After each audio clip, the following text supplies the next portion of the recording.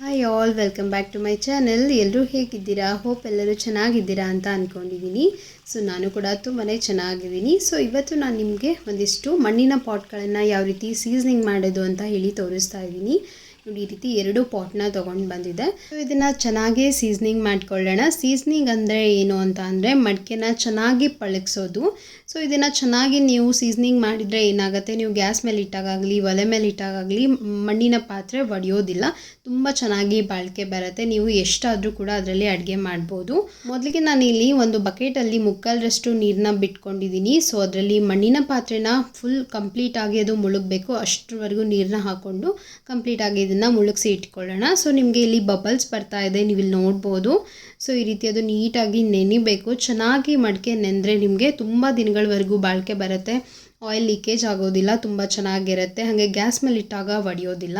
So ತುಂಬ ಜನರಿಗೆ ಒಂದು ಡೌಟ್ ಇರುತ್ತೆ, ಮಡಿಕೆನಲ್ಲಿ ಹೇಗೆ ಅಡುಗೆ ಮಾಡೋದು, ಗ್ಯಾಸ್ ಮೇಲೆ ಇಟ್ಟಾಗ ಒಡೆದೋಗ್ಬಿಟ್ರೆ ಹೇಗೆ ಅಂತ ಹೇಳಿ.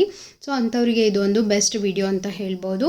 ಸೊ ಈ ರೀತಿ ನೀವು 2 ದಿನ ಅಥವಾ 1 ದಿನ ನೆನೆಸಿಟ್ರೂ ಸಾಕಾಗತ್ತೆ. ಸೊ ನಾನಿಲ್ಲಿ 1 ದಿನ ಅಷ್ಟೇ ನೆನೆಸಿ ಇಟ್ಕೊಂಡಿದ್ದೀನಿ. ನೀರಲ್ಲಿ ಕಂಪ್ಲೀಟಾಗಿ 1 ದಿನ ನೀವು ನೆನೆಸಿ ಇಟ್ಕೋಬೇಕಾಗತ್ತೆ. ಸೊ ಅದು ಚೆನ್ನಾಗಿ ನೆಂದ ಮೇಲೆ ನೆಕ್ಸ್ಟ್ ಡೇ ನೋಡಿ, ನಾನಿಲ್ಲಿ ಇದನ್ನು ತೆಕ್ಕೊತಾ ಇದ್ದೀನಿ. ನೀರಿಂದ ತೆಕ್ಕೊಂಡು ಸ್ವಲ್ಪ ಬಿಸಿಲಲ್ಲಿ ಡ್ರೈ ಆಗೋದಕ್ಕೆ ಬಿಡ್ತೀನಿ. ಸೊ ಇದು ಸ್ವಲ್ಪ ನೀರಿನ ಅಂಶ ಎಲ್ಲನೂ ಡ್ರೈ ಆದಮೇಲೆ ನಾನು ಇದಕ್ಕೆ ಆಯಿಲ್ನ ಗ್ರೀಸ್ ಮಾಡ್ಕೊತೀನಿ. ಸೊ ಆಯಿಲ್ನ ಗ್ರೀಸ್ ಮಾಡಿಕೊಂಡು ಇಟ್ಕೊಳ್ಳೋದ್ರಿಂದ ಮಣ್ಣಿನ ಮಡಿಕೆನಲ್ಲಿ ಏನಾದರೂ ಗ್ಯಾಪ್ಸ್ ಇದ್ದರೆ ಅಥವಾ ಅದು ಬಿರುಕು ಬಿಟ್ಕೊಂಡಿದ್ರೆ ಅದು ನೀಟಾಗಿ ಪ್ಯಾಚಪ್ ಆಗುತ್ತೆ. ನಿಮಗೆ ಯಾವುದೇ ಕಾರಣಕ್ಕೂ ಅದು ಸೋರೋದಿಲ್ಲ. ಆಯಿಲ್ ಹಾಕಿದಾಗ ಒಗ್ಗರಣೆ ಎಲ್ಲ ಹಾಕೋವಾಗ ಲೀಕೇಜ್ ಆಗೋದಿಲ್ಲ, ತುಂಬ ಚೆನ್ನಾಗಿರುತ್ತೆ. ನೋಡಿ, ನಾನಿಲ್ಲಿ ಹಿಂದ್ಗಡೆ ಇದನ್ನು ಒಂದು ಪ್ಯಾಸೇಜಲ್ಲಿ ಡ್ರೈ ಆಗೋದಕ್ಕೆ ಇಟ್ಕೊಂಡಿದ್ದೀನಿ. ಸೊ ಇಲ್ಲಿ ಚೆನ್ನಾಗಿ ಬಿಸಿಲು ಬರುತ್ತೆ. ಸೊ ಹಂಗಾಗಿ ಇದು ಚೆನ್ನಾಗಿ ಡ್ರೈ ಆದಮೇಲೆ ಆಯಿಲ್ನ ಗ್ರೀಸ್ ಮಾಡ್ಕೊಂಬಿಡೋಣ. ಆಯಿಲ್ ನೀವು ಕೊಕೊನಟ್ ಆಯಿಲ್ ಆದರೂ ತೊಗೋಬೋದು, ಇಲ್ಲಾಂದರೆ ಅಡುಗೆಗೆ ಬಳಸೋಂತಹ ಎಣ್ಣೆನಾದರೂ ನೀವು ಯೂಸ್ ಮಾಡ್ಕೋಬೋದು. ಸನ್ಫ್ಲವರ್ ಆಯಿಲು ಇಲ್ಲಾಂದರೆ ಶೇಂಗಾ ಎಣ್ಣೆ ಯಾವುದಾದ್ರೂ ಯೂಸ್ ಮಾಡ್ಕೊಳ್ಳಿ, ನಡೆಯುತ್ತೆ. ಸೊ ನಾನು ಇಲ್ಲಿ ಸನ್ಫ್ಲವರ್ ಆಯಿಲ್ನೇ ಯೂಸ್ ಮಾಡ್ಕೊತಾ ಇದ್ದೀನಿ. ಸೊ ಇವಾಗ ಮಡಿಕೆ ಎಲ್ಲನೂ ಕೂಡ ಚೆನ್ನಾಗಿ ಡ್ರೈ ಆಗಿದೆ. ಆಯಿಲ್ನ ಗ್ರೀಸ್ ಮಾಡ್ಕೊಂಬಿಡೋಣ. ಸೊ ನೀವು ಸ್ಟೀಲ್ ಪಾತ್ರೆಯಲ್ಲಿ ಅಥವಾ ನಾನ್ ಸ್ಟಿಕ್ಕಲ್ಲಿ ಅದರಲ್ಲಿ ಅಡುಗೆ ಮಾಡೋದಕ್ಕಿಂತ ಈ ರೀತಿ ಮಣ್ಣಿನ ಪಾತ್ರೆಯಲ್ಲಿ ಅಡುಗೆ ಮಾಡ್ಕೊಳ್ಳೋದ್ರಿಂದ ತುಂಬಾ ಹೆಲ್ದಿ ಆಗಿರುತ್ತೆ, ತುಂಬಾ ಬಾಡಿಗೆ ತುಂಬಾ ಒಳ್ಳೆಯದು.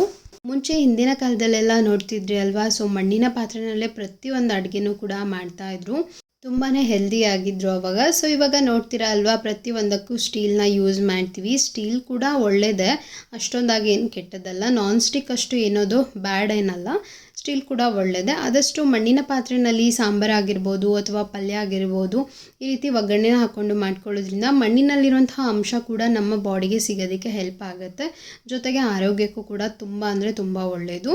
ಸೊ ಮಡಿಕೆನ ಏನು ಜಾಸ್ತಿ ಸ್ಟ್ರೆಸ್ ಏನಿರೋದಿಲ್ಲ ಇದು ಸೀಸನಿಂಗ್ ಮಾಡೋದಕ್ಕೆ. ಜಸ್ಟ್ ನೀವು 1 ದಿನ ನೀರಲ್ಲಿ ನೆನೆಸಿಡಬೇಕು ಅಷ್ಟೇ.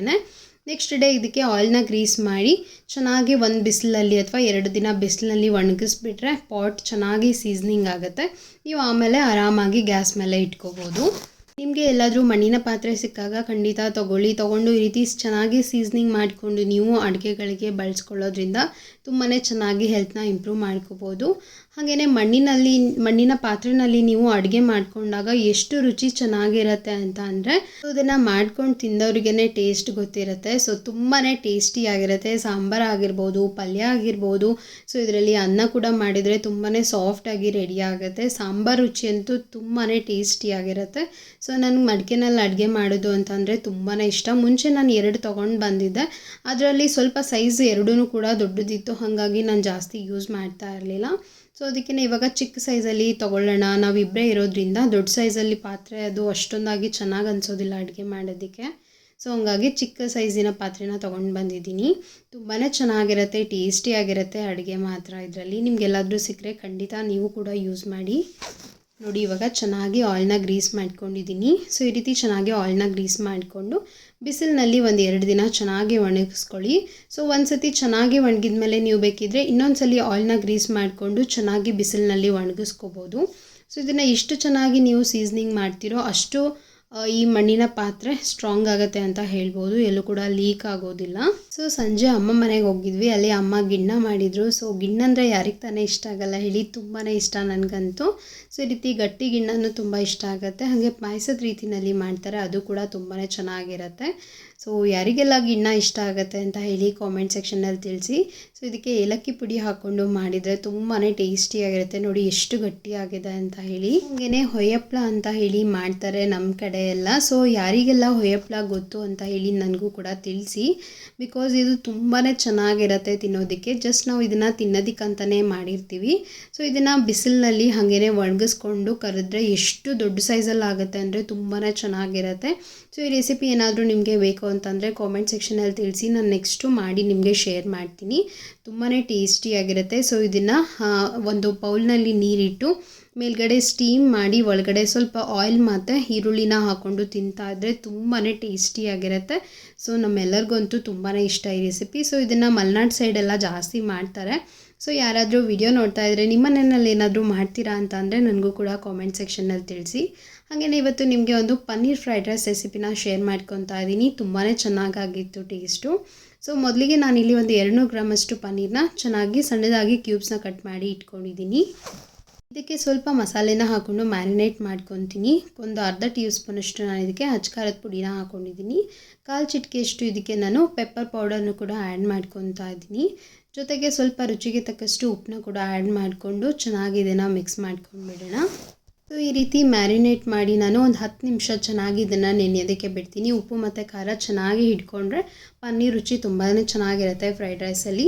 ಹಾಗೆ ಫ್ರೈಡ್ ರೈಸ್ ಮಾಡೋದಕ್ಕೆ ಸ್ವಲ್ಪ ಕ್ಯಾಬೇಜು, ಕ್ಯಾಪ್ಸಿಕಮ್, ಕ್ಯಾರೆಟ್ ಮತ್ತು ಸ್ವಲ್ಪ ಈರುಳ್ಳಿ, ಹಾಗೆಯೇ ಒಂದು 4-5 ಹೆಸರಷ್ಟು ಬೆಳ್ಳುಳ್ಳಿನ ಚಿಕ್ಕದಾಗಿ ಚಾಪ್ ಮಾಡಿ ಇಟ್ಕೊಂಡಿದ್ದೀನಿ. ಹಾಗೆ ಸ್ವಲ್ಪ ಹಸಿರು ಮೆಣಸಿನ್ಕಾಯಿನೂ ಕೂಡ ತೊಗೊಂಡಿದ್ದೀನಿ.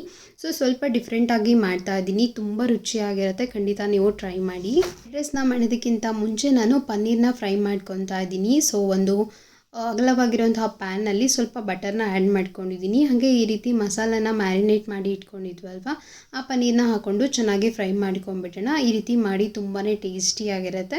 ಸ್ವಲ್ಪ ಡಿಫ್ರೆಂಟಾಗಿ ಮಾಡ್ಕೊಳ್ಳೋಣ, ಚೆನ್ನಾಗಿರುತ್ತೆ ಅಂತ ಹೇಳಿ ಟ್ರೈ ಮಾಡಿದೆ. ಬಟ್ ಟ್ರಸ್ಟ್ ಮೀ ತುಂಬಾ ಟೇಸ್ಟಿಯಾಗಿತ್ತು. ಸೊ ಹಾಗಾಗಿ ನಿಮಗೂ ಕೂಡ ಶೇರ್ ಮಾಡ್ಕೊತಾ ಇದ್ದೀನಿ. ಮೊದಲಿಗೆ ಬೆಣ್ಣೆನಲ್ಲಿ ಅಥವಾ ತುಪ್ಪದಲ್ಲಾದರೂ ಮಾಡ್ಕೊಳ್ಳಿ, ಇಲ್ಲಾಂದರೆ ಎಣ್ಣೆನಲ್ಲೂ ಕೂಡ ನೀವು ಫ್ರೈ ಮಾಡ್ಕೋಬೋದು. ಈ ರೀತಿ ಚೆನ್ನಾಗಿ ಫ್ರೈ ಮಾಡಿ ಎತ್ತಿಟ್ಕೊತೀನಿ. ಇಷ್ಟು ಇನ್ನೊಂದು ಕಡಾಯಿಗೆ ಒಂದು 3 ಟೇಬಲ್ ಸ್ಪೂನಷ್ಟು ಎಣ್ಣೆನ ಹಾಕ್ಕೊಂಡಿದ್ದೀನಿ. ಹಾಗೆ ಶುಂಠಿ ಮತ್ತು ಬೆಳ್ಳುಳ್ಳಿನ ಸಣ್ಣದಾಗಿ ಚಾಪ್ ಮಾಡಿ ಇಟ್ಕೊಂಡಿದ್ದೆ, ಅದನ್ನು ಸೇರಿಸ್ಕೊತಾ ಇದ್ದೀನಿ. ತುಂಬಾ ಟೇಸ್ಟಿಯಾಗಿರುತ್ತೆ ಈ ರೀತಿ ಸಣ್ಣದಾಗಿ ಚಾಪ್ ಮಾಡಿ ಸೇರಿಸ್ಕೊಳ್ಳೋದ್ರಿಂದ. ಸ್ವಲ್ಪ ಬೆಳ್ಳುಳ್ಳಿ ಮತ್ತು ಶುಂಠಿ ಫ್ರೈ ಮಾಡ್ಕೊಳ್ಳೋಣ. ಒಂದು 2 ಸೆಕೆಂಡ್ ಎಣ್ಣೆಯಲ್ಲಿ ಫ್ರೈ ಮಾಡ್ಕೊಳ್ಳೋಣ. ನೆಕ್ಸ್ಟು ಒಂದು 2 ಹಸಿರು ಮೆಣಸಿನ್ಕಾಯಿನ ಕಟ್ ಮಾಡಿ ಸೇರಿಸ್ಕೊಂಡಿದ್ದೀನಿ. ಹಾಗೆ 2 ಈರುಳ್ಳಿನ ಈ ರೀತಿ ಉದ್ದುದಕ್ಕೆ ಚಾಪ್ ಮಾಡಿ ಸೇರಿಸ್ಕೊಂಡಿದ್ದೀನಿ. ಸೊ ಇದನ್ನು ಕೂಡ ಚೆನ್ನಾಗಿ ಫ್ರೈ ಮಾಡ್ಕೊಳ್ಳೋಣ. ತುಂಬಾ ಡಿಫ್ರೆಂಟ್ ಆಗಿರುತ್ತೆ ಈ ಫ್ರೈಡ್ ರೈಸ್ ರೆಸಿಪಿ, ತುಂಬ ಟೇಸ್ಟಿಯಾಗಿರುತ್ತೆ. ಟ್ರೈ ಮಾಡಿ ನೀವು ಕೂಡ. ಸ್ವಲ್ಪ ಈರುಳ್ಳಿ ಚೆನ್ನಾಗಿ ಬೇಯಲಿ ಅಂತ ಹೇಳಿ ಸಾಲ್ಟ್ನ ಆ್ಯಡ್ ಮಾಡ್ಕೊಂಡಿದ್ದೀನಿ. ನೆಕ್ಸ್ಟು ಹೆಚ್ಚಿಟ್ಕೊಂಡಿರುವಂತಹ ತರಕಾರಿ ಎಲ್ಲನೂ ಕೂಡ ಸೇರಿಸ್ಕೊಳ್ಳೋಣ. ಕ್ಯಾರೆಟು, ಬೀನ್ಸ್ನ ಹಾಕ್ಕೊಂಡಿಲ್ಲ ನಾನಿಲ್ಲಿ. ಕ್ಯಾರೆಟು, ಕ್ಯಾಪ್ಸಿಕಮ್ ಮತ್ತು ಸ್ವಲ್ಪ ಕ್ಯಾಬೇಜ್ನು ಕೂಡ ಆ್ಯಡ್ ಮಾಡ್ಕೊಂಡಿದ್ದೀನಿ. ಸೊ ತರಕಾರಿ ಮನೆಯಲ್ಲಿ ಯಾವುದಿರುತ್ತೋ ಅಷ್ಟನ್ನೇ ಯೂಸ್ ಮಾಡ್ಕೊಂಡು ಮಾಡಿ, ತುಂಬ ಟೇಸ್ಟಿಯಾಗಿರುತ್ತೆ. ಸೊ ನಾನಿಲ್ಲಿ ಬೀನ್ಸ್ ಇರಲಿಲ್ಲ, ಹಾಗಾಗಿ ಅದನ್ನು ಸ್ಕಿಪ್ ಮಾಡಿಕೊಂಡು ಕ್ಯಾರೆಟ್, ಕ್ಯಾಪ್ಸಿಕಮ್ ಮತ್ತು ಕ್ಯಾಬೇಜ್ನ ಅಷ್ಟೇ ಹಾಕ್ಕೊಂಡು ಮಾಡ್ಕೊತಾ ಇದ್ದೀನಿ. ಸೊ ಈ ತರಕಾರಿನೆಲ್ಲನೂ ಕೂಡ ಚೆನ್ನಾಗಿ ಫ್ರೈ ಮಾಡ್ಕೊಳ್ಳೋಣ. ಒಂದು 5-10 ನಿಮಿಷ ಎಣ್ಣೆಯಲ್ಲಿ ಇದನ್ನು ಚೆನ್ನಾಗಿ ಹುರ್ಕೋಬೇಕಾಗತ್ತೆ. ರೆಸಿಗೆಲ್ಲ ತರಕಾರಿನ ಜಾಸ್ತಿ ಕುಕ್ ಮಾಡೋ ಅವಶ್ಯಕತೆ ಇಲ್ಲ. ಹೊರಗಡೆ ಎಲ್ಲ ತಿಂದಿರ್ತೀವಿ ಅಲ್ವಾ, ಸ್ವಲ್ಪ ಅದು ಹಸಿಯಾಗಿದ್ರೇ ರುಚಿ ತುಂಬ ಚೆನ್ನಾಗಿರುತ್ತೆ. ಇಷ್ಟು ನಾನು ಇಲ್ಲಿ ಸ್ವಲ್ಪ ಒಂದು ಅರ್ಧ ಟೇಬಲ್ ಸ್ಪೂನಷ್ಟು ಇದಕ್ಕೆ ಸೋಯಾ ಸಾಸ್ನ ಆ್ಯಡ್ ಮಾಡ್ಕೊತಾ ಇದ್ದೀನಿ. ಸೋಯಾ ಸಾಸ್ನ ಸ್ವಲ್ಪ ಕಡಿಮೆನೇ ಹಾಕೋಬೇಕಾಗತ್ತೆ. ಜಾಸ್ತಿ ಆಗಿಬಿಟ್ರೆ ಇನ್ನೂ ನಿಮಗೆ ತಿನ್ನೋದಕ್ಕಾಗಲ್ಲ ಫ್ರೈಡ್ ರೈಸು. ಅಷ್ಟು ಒಂಥರ ಬೇರೆ ಥರ ಫ್ಲೇವರ್ ಬರ್ತಾ ಇರುತ್ತೆ, ಅದು ತಿನ್ನೋದಕ್ಕಾಗಲ್ಲ. ಅದಕ್ಕೆ ನಾನು ಒಂದು ಅರ್ಧ ಟೀ ಸ್ಪೂನಷ್ಟು ಮಾತ್ರ ಆ್ಯಡ್ ಮಾಡ್ಕೊಂಡಿದ್ದೀನಿ. ಸೊ ಇವಾಗ ಇದನ್ನು ಚೆನ್ನಾಗಿ ಮಿಕ್ಸ್ ಮಾಡ್ಕೊಳ್ಳೋಣ. ತರಕಾರಿ ಎಲ್ಲನೂ ಕೂಡ ಸ್ವಲ್ಪ ಚೆನ್ನಾಗಿ ಬೆಂದಿದೆ ಅಂದಾಗ ನಾವು ಮೊದಲೇ ರೆಡಿ ಮಾಡಿ ಇಟ್ಕೊಂಡಿರುವಂತಹ ರೈಸ್ನ ಇದ್ರ ಜೊತೆಗೆ ಆ್ಯಡ್ ಮಾಡ್ಕೊಳ್ಳೋಣ. ಸೊ ನಾನಿಲ್ಲಿ ಒಂದು ಅರ್ಧ ಗಂಟೆ ಮುಂಚೆನೇ ರೈಸ್ನ ಮಾಡಿ ಇಟ್ಕೊಂಡಿದ್ದೆ. ಸ್ವಲ್ಪ ಉದುರುದ್ರಾಗಿ ರೈಸ್ನ ಮಾಡಿಕೊಂಡ್ರೆ ಫ್ರೈಡ್ ರೈಸ್ ರುಚಿ ತುಂಬ ಚೆನ್ನಾಗಿರುತ್ತೆ. ಸೊ ಈ ರೀತಿ ಚೆನ್ನಾಗಿ ಇದನ್ನು ಮಿಕ್ಸ್ ಮಾಡ್ಕೊಂಡ್ಬಿಡೋಣ. ಸಿಂಪಲ್ಲಾಗಿ ಮಾಡ್ಕೊಳ್ಳೋಂತಹ ರೆಸಿಪಿ ಅಂತಲೇ ಹೇಳ್ಬೋದು. ಮನೆಯಲ್ಲಿ ಏನಾದರೂ ಬೋರ್ ಆದಾಗ ಅಥವಾ ಅಡುಗೆ ಮಾಡೋದಕ್ಕೆ ಮೂಡಿಲ್ಲ ಅಂತ ಅಂದಾಗ ಕ್ವಿಕ್ಕಾಗಿ ಈ ರೀತಿ ಪನ್ನೀರ್ ಫ್ರೈಡ್ ರೈಸ್ನ ಪ್ರಿಪೇರ್ ಮಾಡ್ಕೋಬೋದು. ನೋಡಿ ಎಷ್ಟು ಚೆನ್ನಾಗಿ ಕಾಣಿಸ್ತಾ ಇದೆ ಅಂತ ಹೇಳಿ ನೋಡೋದಕ್ಕೆ. ಮೇಲ್ಗಡೆಯಿಂದ ಸ್ವಲ್ಪ ಲೆಮನ್ನ ಹಾಕೊತಾ ಇದ್ದೀನಿ. ಇಷ್ಟೇ ಸಿಂಪಲ್ ರೆಸಿಪಿ, ಬಟ್ ರುಚಿ ತುಂಬಾ ಚೆನ್ನಾಗಿರುತ್ತೆ. ಸೊ ನಿಮಗೆ ಫ್ರೈಡ್ ರೈಸ್ ಮಸಾಲ ಅಂತ ಕೂಡ ಸಿಗುತ್ತೆ, ಅದನ್ನು ಕೂಡ ನೀವು ಸಮ್ಟೈಮ್ಸ್ ಆ್ಯಡ್ ಮಾಡ್ಕೋಬೋದು. ಅದು ಕೂಡ ಸ್ವಲ್ಪ ರೆಸ್ಟೋರೆಂಟ್ ಸ್ಟೈಲ್ ಟೇಸ್ಟ್ ಕೊಡುತ್ತೆ, ತುಂಬ ರುಚಿಯಾಗಿರುತ್ತೆ. ಸೊ ನಾನಿಲ್ಲಿ ಸಿಂಪಲ್ಲಾಗಿ ಫ್ರೈಡ್ ರೈಸ್ನ ರೆಡಿ ಮಾಡ್ಕೊಂಡಿದ್ದೀನಿ. ಖಂಡಿತ ನೀವು ಕೂಡ ರೆಸಿಪಿನ ಟ್ರೈ ಮಾಡಿ ನೋಡಿ. ಯಾರಾದರೂ ಟ್ರೈ ಮಾಡಿದರೆ ಕಾಮೆಂಟ್ ಸೆಕ್ಷನಲ್ಲಿ ತಿಳಿಸಿ ಹೇಗಾಗಿತ್ತು ಟೇಸ್ಟು ಅಂತ ಹೇಳಿ. ಸಂಜೆ ನಾನಿಲ್ಲಿ ಸ್ವಲ್ಪ ಹೇರ್ ಕಟ್ನ ಮಾಡಿಸೋಣ ಅಂತ ಹೇಳಿ ಪಾರ್ಲರ್ಗೆ ಹೋಗಿದ್ದೆ. ರೆಗ್ಯುಲರಾಗಿ ನಾನು ಇಲ್ಲೇ ಮಾಡಿಸೋದು. ಸೊ ತುಂಬಾ ಚೆನ್ನಾಗಿ ಮಾಡಿರ್ತಾರೆ ಇವರು. ಹಸ್ಬೆಂಡ್ ಮತ್ತು ವೈಫ್ ಇಬ್ಬರು ಕೂಡ ಇರ್ತಾರೆ ಪಾರ್ಲರ್ನಲ್ಲಿ.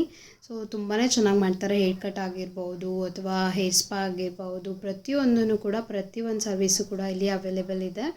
ಸೊ ಹೇರ್ ಕಟ್ ತುಂಬ ದಿನ ಆಗಿತ್ತು, 6 ಮಂತ್ಸ್ ಮೇಲೆ ಆಗಿತ್ತು ನಾನು ಹೇರ್ ಕಟ್ ಮಾಡಿಸಿರಲಿಲ್ಲ. ಸ್ವಲ್ಪ ಡ್ಯಾಮೇಜ್ ಆಗಿತ್ತು. ಸೊ ಗೊತ್ತಲ್ವಾ, ಹೆಣ್ಮಕ್ಳಿಗೆ ಸ್ವಲ್ಪ ಸ್ಪ್ಲಿಟ್ಸ್ ಎಲ್ಲ ಆಗ್ತಾ ಇರುತ್ತೆ ಹೇರ್ಸಲ್ಲಿ. ಸೊ ಹಾಗಾಗಿ ಸ್ವಲ್ಪ ಹೇರ್ ಕೇರ್ನ ಮಾಡ್ತಾಯಿದ್ರೆ ಹೇರು ಸ್ವಲ್ಪ ಚೆನ್ನಾಗಿ ಬೆಳೆಯುತ್ತೆ. ಆಗಾಗ ಕಟ್ ಮಾಡಿಸ್ಕೊತಾ ಇದ್ದರೆ ಸ್ವಲ್ಪ ಚೆನ್ನಾಗಿ ಲೆಂತ್ ಬರುತ್ತೆ. ಸೊ ಹಂಗಾಗಿ ಲೇಯರ್ ಕಟ್ನ ಮಾಡಿಸೋಣ ಅಂತ ಹೇಳಿ ಹೋಗಿದ್ದೆ. ಹೇರ್ ಕಟ್ ಮಾಡಿಸಿದ್ದೀನಿ, ನೋಡ್ಬೋದು ನೀವು ಇಲ್ಲಿ ಯಾವ ರೀತಿ ಆಗಿದೆ ಅಂತ ಹೇಳಿ. ತುಂಬಾ ಚೆನ್ನಾಗಿ ಮಾಡಿದರು, ನಂಗೆ ತುಂಬಾ ಇಷ್ಟ ಆಯಿತು ಅಂತ ಹೇಳ್ಬೋದು.